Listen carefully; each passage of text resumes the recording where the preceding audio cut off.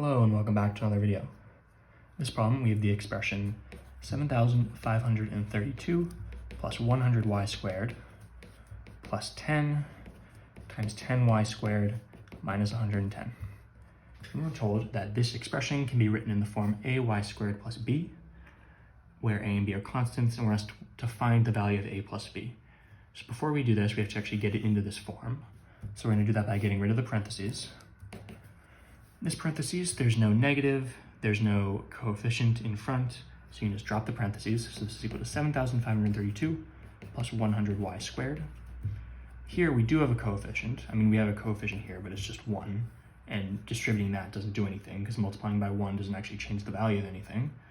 But here we're multiplying by 10, so we have 10 times 10 is 100y squared minus 10 times 110 is 1,100. So now we have to combine like terms. So we have 7,532 minus 1,100 is 6,432 plus 100y squared plus another 100y squared is 200y squared. So in this case, we have this is equal to ay squared plus b. So these y squared terms are equal. So a is equal to 200 if ay squared is equal to 200y squared. And b is equal to 6,432 because the constants have to be equal. And we're asked, what is a plus b?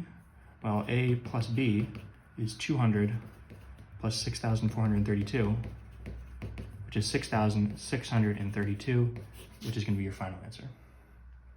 As always, thank you for liking and subscribing, and I'll see you in the next video.